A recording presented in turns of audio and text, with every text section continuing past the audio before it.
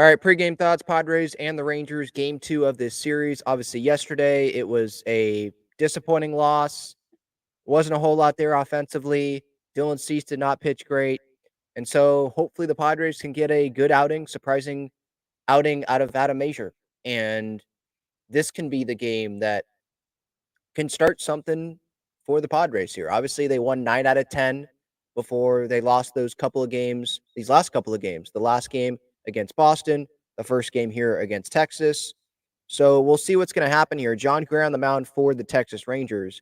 And when I think of John Gray and his time with the Rockies, I think that the Padres didn't do very well against him. At least that's what just I remember, not looking at stats or anything. But when you go to matchups and how some Padres have done against John Gray in their career, there's a lot of at bats. Jake Cronenworth, 13 at bats. That's not 30. I get it. Like Manny has over 30. David Peralta has over 40. Obviously, they've played in the NL West for longer than Crony has. 13 at bats, OPS over 1,000. You go to Manny, his OPS over 1,000. David Peralta, his OPS over 1,000. Donovan Solano, 10 at bats, OPS over 1,000. Arise, only 5 at bats, but 600 average, right? So I'm hoping that that will end up continuing here today. And Manny before these last couple of games, right? It's like, yeah, Manny's back. So I don't think that changes just because the Padres have lost these 2 games here. The good news is he's back at third base. I think that was a little bit of a question mark, or at least something to keep an eye on, because Manny had been DHing more often this past week or so, right? Instead of playing third base. But he told the media yesterday that it was just with the long term in mind, the whole season in mind, not about just the short term. And he's back out there at third. And yes, it is turf that they play on there in Arlington. I had that question on my pregame thoughts yesterday, and yes, it's not grass. So maybe that was part of it, part of the thinking as well. And I don't mind that, especially now. It's one thing when Bogey comes back and it's like, okay, so you're going to have Manny DHing and not playing third. And then you're going to have Solano at third. And you're going to have Bogarts at second, Kim at short. Then you have Crony or Rise, one of them not playing. They can move Kim to third as well. But are you going to move Bogarts to short after everything that you did at the beginning of the year? So that's where it's like when Bogey comes back, we're going to need Manny playing almost every day at third base, you would think, right? To allow a Rise to DH with Crony at first, with Bogey at short or at second, with Kim at short, right? Hopefully. And we'll see what happens with Solano, even if he's not in the lineup every day when Bogey comes back.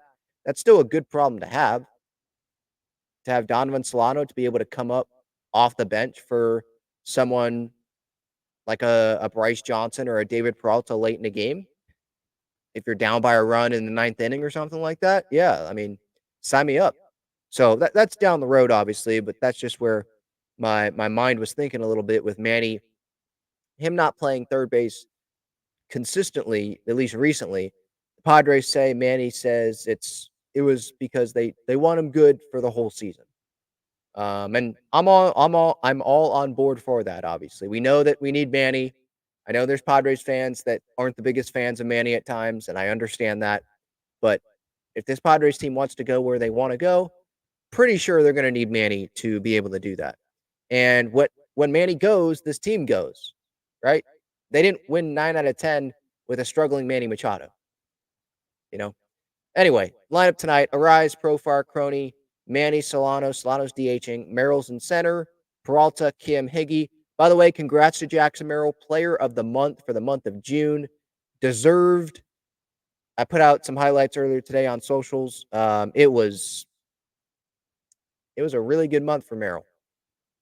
There were some defensive highlights in there. He had 9 of his 12 home runs this year were hit in the month of June. Obviously, he had the walk-off of Mason Miller against the A's. He had the homer almost to his mom at Fenway, hitting the ball off the Green Monster. Had a couple of homers in that series. So, man, what a month! Very well deserved, and hopefully we can see him in the All-Star game too. as well later this month back in Arlington. Rangers lineup is out. Semien, Smith, Lowe, who homered last night, Adolis Garcia. I think the Rangers probably want him to get going in terms of like his overall season numbers. Langford, Heim, Travis Jankowski. Dang. OPS at 517. That's probably not super surprising to Padres fans, right? Tavares in center. Ornelas is at third, batting ninth, rounding out that Rangers order. And then again, pitching matchup tonight, Mazur against John Gray. For Mazur, for me, it's going to be get those double plays if there's that runner on first, like he did in that Angels outing, limit the free passes, and hopefully he's going to be all right.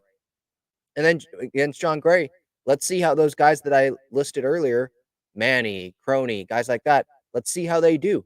Can the success against John Gray continue in their careers? And like I said, post game yesterday, I guess the bright spot from last night's disappointing loss was that the top relievers were not used. Suarez has not been used in at least 5 days. Estrada's had 2 days off. Matsui has had 3 days off. Wandy Peralta has had a couple of days off. Adrian Morejon has had a couple of days off. So they've got the back of their bullpen good for tonight, good for July 4th tomorrow, with a little bit of a short turnaround because it's a day game against Max Scherzer. So there you have it. Pre-game thoughts. My Underdog Fantasy pick will be in the description. And by the way, anyone that has not used Underdog Fantasy, go ahead, go in there, code Talking Friars, click that link in the description. You'll get to claim a special pick. You'll get a 50% deposit match up to $250. There's pick'ems, so a lot of higher lowers on hit totals, RBI totals, runs scored totals. I believe there's a combination total as well, hits, RBIs, and runs scored. And then for pitchers, obviously, there's a lot of higher and lowers on that. There's other sports as well. WNBA obviously underway. So use that to your advantage. Underdog Fantasy. Post game reaction coming up after the game.